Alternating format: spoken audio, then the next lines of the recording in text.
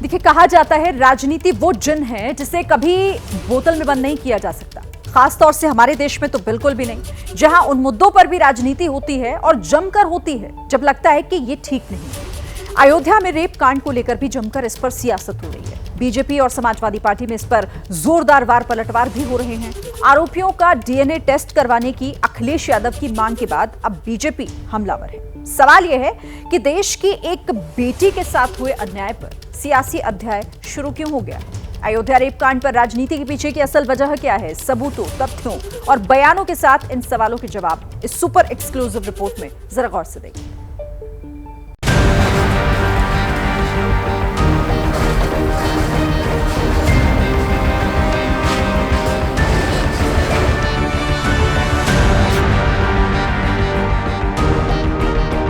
अगर मोहित खान दोषी हैं, उन्हें फांसी दी जाए। कुछ सीटें जीत गए तो जंगल राज कायम करने का तुम्हें सर्टिफिकेट नहीं मिल गया है। अखिलेश यादव जी, आपकी विचारधारा को, आपकी सोच को हम बेनकाब करके रहेंगे। उनको जरा सा लाज शर्म भी नहीं आ रही है। आप अपराधी के साथ खड़े हैं, डीएनए टेस्ट हो तब वो अपराधी माना जाएगा।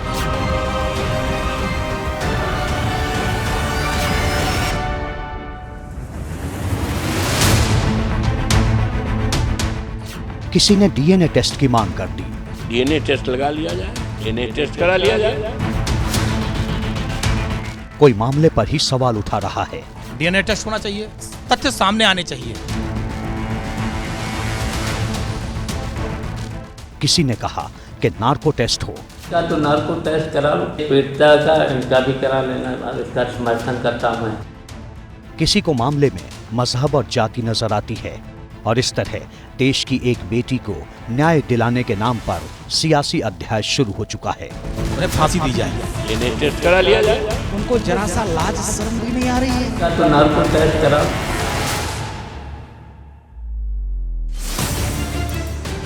अयोध्या में नाबालिग से रेप के मामले पर जुबानी वार पलटवार हो रहे हैं, खूब हो रहे हैं। खासतौर से समाजवादी पार्टी और बीजेपी के बीच जमकर सियासी तकरार हो रही है, जिसकी ये सबसे लेटेस्ट तस्वीर है। बीजेपी का डेलीगेशन पीड़ित से मिलने पहुंचा। प्रतिनिधिमंडल में यूपी के मंत्री नरेंद्र कश्यप, सांसद बाबूराम निषाद के साथ हनुमानगढ़ी के महंत राजू दास शामिल थे। अस्पताल में पीड़ित से मुलाकात की, बाहर निकले तो क्या बोले, सुनिए। अखिलेश यादव जी, ये पाप जो कर रहे हो, उस व्यभिचारी को बचाने के लिए जो आपने डीएनए की जांच की मांग उठाई है, मामले को डाइवर्ट करने का प्रयास किया है, उसको जो बचाने का आपने अवसर ढूंढा है, ये बिल्कुल ठीक नहीं किया है। आपकी विचारधारा को, आपकी सोच को हम बेनकाब करके रहेंगे। कुछ सीटें जीत गए तो जंगल राज कायम करने का तुम्हें सर्टिफिकेट नहीं मिल गया है। 12 साल की बच्ची का वो नार्को टेस्ट कराने की जो बात कर रहे हैं, डीएनए टेस्ट की कराने की जो बात कर रहे हैं, कह रहे हैं जो ये शर्म की बात है। पीडीए के नारा देने वाले लोग यह कहते हो कि डीएनए टेस्ट हो तब कार्रवाई हो। मैं पूछना चाहता हूँ, क्या उनका डीएनए टेस्ट हो जाए क्या? उनको जरा सा लाज शर्म भी नहीं आ रही है कि एक निषाद परिवार की बच्ची के साथ ऐसा कृत्य होता है और उसके बाद लोग ट्वीट करते हैं कि डीएनए टेस्ट हो, तो दुर्भाग्यपूर्ण है। बीजेपी के निशाने पर समाजवादी पार्टी है। अयोध्या ही नहीं, दिल्ली से लेकर लखनऊ तक की राजनीति गर्मा चुकी है, जिसकी वजह भी है। अयोध्या रेप कांड का मुख्य आरोपी मोहित खान समाजवादी पार्टी का नेता है। मोहित खान के खिलाफ 29 जुलाई को नाबालिग से दुष्कर्म करने के आरोप में शिकायत दर्ज हुई थी और 30 जुलाई को पुलिस ने उसे गिरफ्तार कर लिया था। 2 अगस्त को मामले की गूंज विधानसभा में सुनाई दी। मोहित खान जो समाजवादी पार्टी का नेता है, अयोध्या के सांसद की टीम का सदस्य है, 12 वर्षीय एक नाबालिग बच्ची के साथ दुष्कर्म का कृत्य में शामिल पाया गया। अभी तक समाजवादी पार्टी ने उसके खिलाफ कार्रवाई नहीं की है। आपका एक्टिव मेंबर है, आपके सांसद के साथ बैठ रहा है, खा रहा है, उनके साथ चल रहा है और इस प्रकार की घटिया हरकत में वह लिप्त है, लेकिन तब भी उसको हल्केपन से उड़ाने का काम, यानी हल्केपन से लेने का काम होता है। सीएम योगी आदित्यनाथ ने आरोपी के खिलाफ सख्त एक्शन का भरोसा दिया था। एक दिन बाद ऐसा ही हुआ। मोहित खान की बेकरी का लाइसेंस रद्द कर दिया गया। बेकरी में बने सामान का सैंपल जांच के लिए भेजा गया है। मोहित खान की संपत्तियों की जांच के आदेश भी जारी कर दिए गए हैं।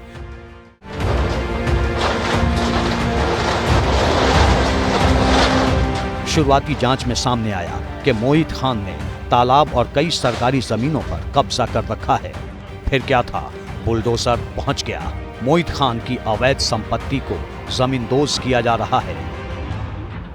मोहित खान पर एक्शन के बीच समाजवादी पार्टी सुप्रीमो अखिलेश यादव ने ट्वीट किया, रेप कांड के आरोपी का डीएनए टेस्ट कराने की मांग कर दी। समाजवादी पार्टी के नेता पवन पांडे तो नार्को टेस्ट तक पहुंच गए।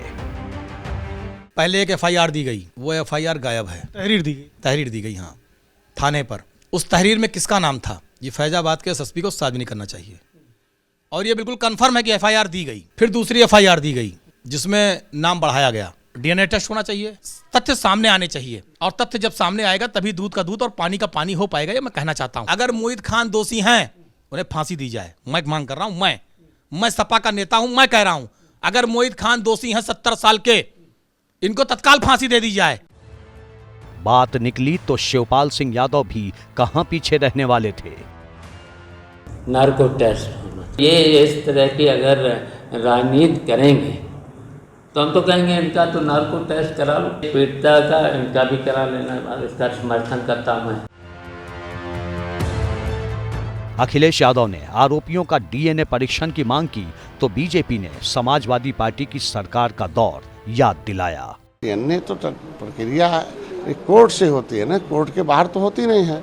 अब कोर्ट में जब चार्जशीट जाती है वो एक प्रक्रिया के तहत होती है, तो फॉरेंसिक रिपोर्ट के अंदर आता है, तो वो तो कोर्ट के मामले का। तो आज के दिन में जो सुप्रीम कोर्ट का आर्डर है वो ये थोड़ी लिखा है कि डीएनए टेस्ट कर लो तब उसको पकड़ना है। तो इसके मतलब आप निषाद की उस बच्ची के साथ नाइंसाफी खड़ा न होके आप अपराधी के साथ खड़े हैं, डीएनए टेस्ट हो तब वो अपराधी माना जाएगा। अपराधी के ऊपर दया कर रहे हैं और डीएनए टेस्ट की बात करते हैं, ये तरीका लोकतंत्र में ठीक नहीं। क्या अखिलेश जी, आपने जब आप सत्ता में सीएम रहे तो कितने लोगों के डीएनए टेस्ट कराने के उपरांत उन पर कार्रवाई करने का काम किया था मामले में? जो उन्होंने भी इस जघन्य घटना को अंजाम दिया है, कठोर कार्रवाई की जाएगी। वो किसी दल का हो, किसी दल का न हो, कोई पदाधिकारी हो न हो, लेकिन समान रूप से कानून अपना काम करेगा और कठोर दंड देने का काम सरकार कराएगी। बीजेपी ही नहीं, बीएसपी सुप्रीमो मायावती ने भी मामले को लेकर अखिलेश यादव को घेरने में देर नहीं की। ट्वीट कर पूछा कि समाजवादी पार्टी की सरकार में ऐसे कितने टेस्ट हुए हैं। दूसरी ओर केंद्रीय मंत्री गिरिराज सिंह ने राहुल गांधी, अखिलेश यादव और तेजस्वी यादव की चुप्पी पर भी सवाल उठाए। आज जुबान बंद है राहुल गांधी का, क्योंकि वो मुस्लिम है। इस अयोध्या के नाबालिग लड़की के साथ दुष्कर्म करने वाला, इसलिए राहुल गांधी की जुबान बंद है। अखिलेश यादव का जुबान बंद है, तेजस्वी यादव का जुबान बंद है, सारे टुकड़े टुकड़े गैंग का जुबान बंद है। बीजेपी अयोध्या रेप केस को लेकर समाजवादी पार्टी और अयोध्या से सांसद अवधेश प्रसाद पर भी हमलावर है। गैंग रेप केस के मुख्य आरोपी नेता मोहित खान और राजू खान हैं। बताया जा रहा है कि मोहित खान अवधेश प्रसाद का करीबी है। सोशल मीडिया पर सांसद अवधेश प्रसाद के आरोपी मोहित खान और राजू खान के साथ तस्वीर भी वायरल हो रही है। इस घटना की जितनी निंदा की जाए शब्द छोटा हो जाएगा। डीएनए टेस्ट लगा लिया जाए, डीएनए टेस्ट करा लिया जाए। तो फोटो का ये सवाल है, तो भारतीय जनता पार्टी को इस तरह की राजनीति करना नहीं चाहिए और भारतीय जनता पार्टी को पीड़िता के साथ न्याय करना चाहिए। इस बीच गैंग रेप के आरोपी मोहित खान पर कानूनी शिकंजा कसता जा रहा है। मोहित खान की प्रॉपर्टी की जांच की जा रही है। बुलडोजर एक्शन भी हो रहा है। मोहित खान की पूरी कुंडली खंगाली जा रही है। बताया जा रहा है कि मोहित खान ने महज 15 सालों में ही 50 करोड़ से भी ज्यादा की संपत्ति बना ली थी। मोहित खान 2012 से समाजवादी पार्टी का नगर अध्यक्ष है। 2012 में हुए भदरसा दंगे का आरोपी भी रह चुका है। 2012 से मोहित का पॉलिटिकल रसूख और आर्थिक साम्राज्य बढ़ता ही चला गया। आरोप है कि मोहित खान कब्रिस्तान, चकबंदी की सरकारी ज़मीनें और आम लोगों की ज़मीन पर कब्जा करके उन्हें बेच देता था। छानबीन में यह भी सामने आया है कि जिस ज़मीन पर बेकरी चलती थी वह भी तालाब की ज़मीन थी जिस पर कब्जा करके निर्माण किया गया था। गैंगरेप के आरोप में जेल जाने के बाद मोहित की अवैध कमाई का पता लगाया जा रहा है। पीला पंजा कब्जाई सल्तनत को खाक में मिला रहा है। माना जा रहा है कि आगे भी बुलडोजर की कार्रवाई जारी रहेगी, क्योंकि पीड़ित परिवार से मुलाकात के बाद सीएम योगी ने साफ कर दिया था कि आरोपियों को बख्शा नहीं जाएगा। लेकिन सवाल यह है कि राजनीति के बीच पीड़ित को इंसाफ मिल पाएगा? अयोध्या मामले को लेकर राजनीति की वजह क्या है? जवाब है चुनाव। दरअसल समाजवादी पार्टी के अवधेश प्रसाद के लोकसभा सांसद बनने के बाद अयोध्या की मिल्कीपुर विधानसभा सीट खाली हो गई है, जहां उपचुनाव है। अवधेश प्रसाद 2022 में मिल्कीपुर विधानसभा सीट से विधायक चुने गए थे, इसीलिए मामले को लेकर राजनीति गरमाई हुई है।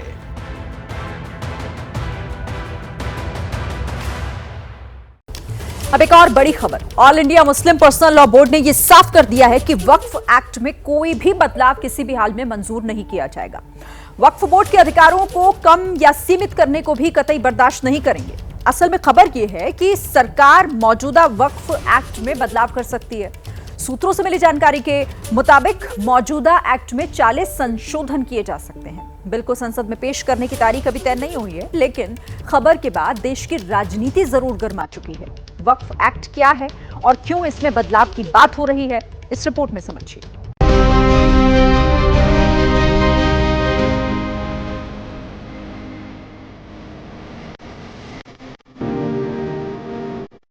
संसद की सिफारिश पर ये घोषणा करते हैं, भारत के राष्ट्रपति द्वारा इस घोषणा पर हस्ताक्षर किए जाएंगे। अनुच्छेद 370 के सभी खंड लागू नहीं होंगे। ठीक 5 साल पहले की तारीख थी जब संसद भवन में इतिहास बना था। मुल्क आजाद होने के 7.5 दशक बाद देश के मस्तक जम्मू कश्मीर से 370 का कांटा हमेशा के लिए निकाल दिया गया। 5 अगस्त ही वो तारीख है जब प्रधानमंत्री मोदी ने राम मंदिर के सपने की बुनियाद रखी थी।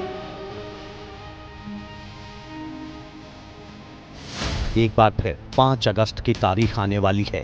सवाल यह है कि क्या इस बार भी इतिहास बनने वाला है?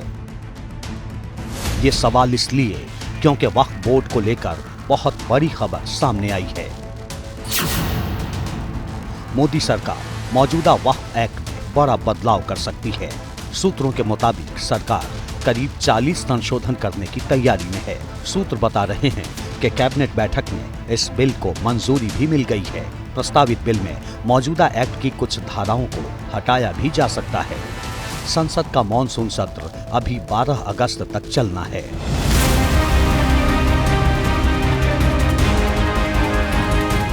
फिलहाल वक्फ के पास किसी भी जमीन को अपनी संपत्ति घोषित करने का अधिकार है। नए बिल में इस पर रोक लगाई जा सकती है। बोर्ड का पुनर्गठन हो सकता है।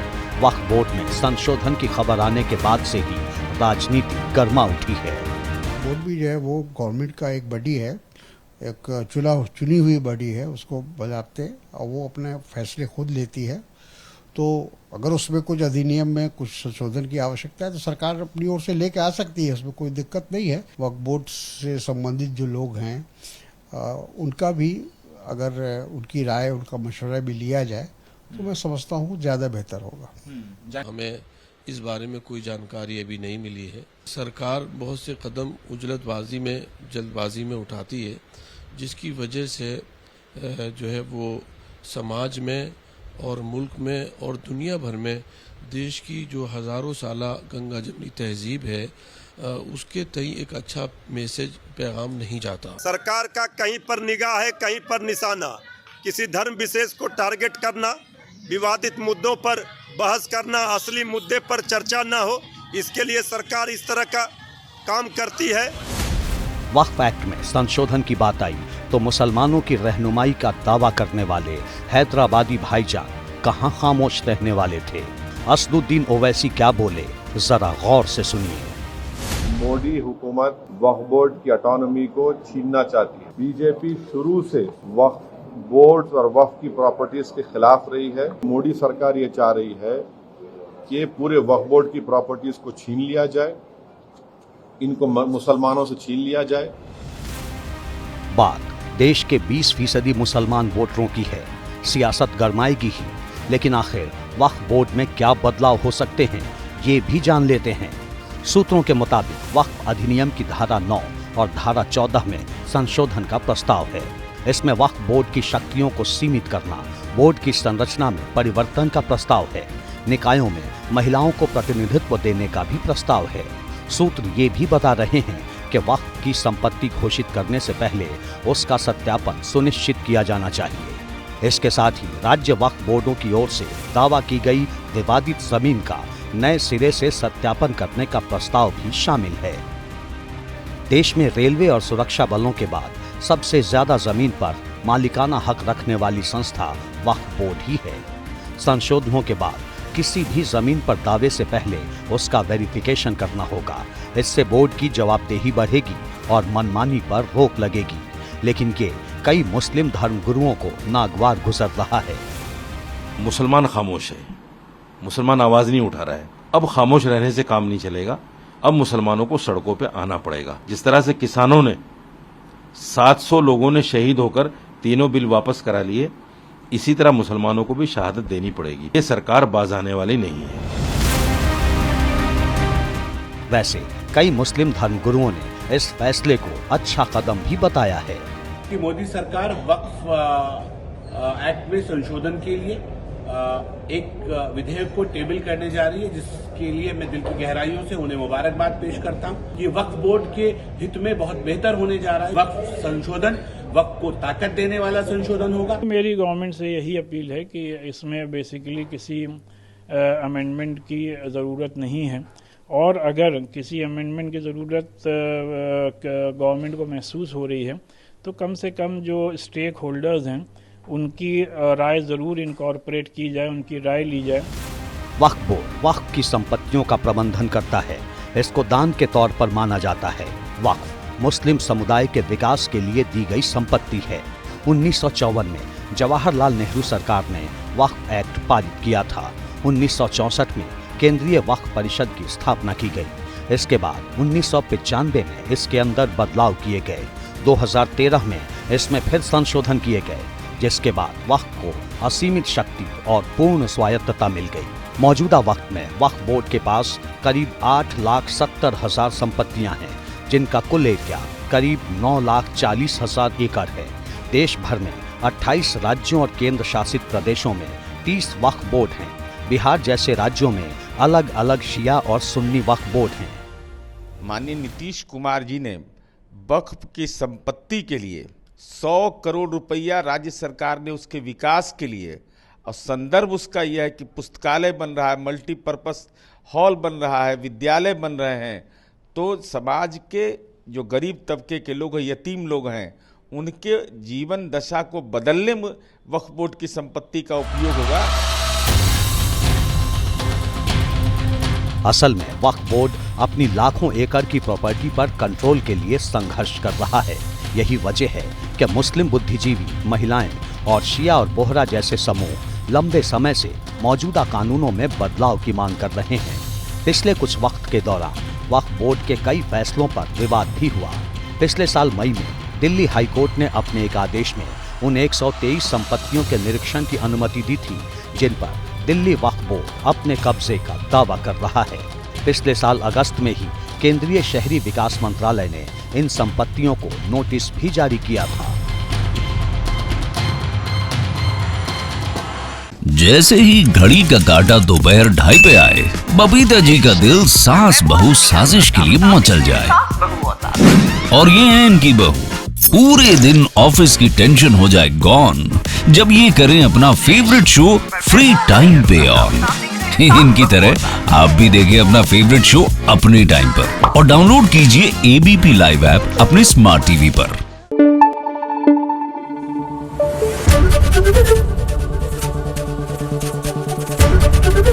एबीपी न्यूज आपको रखे आगे।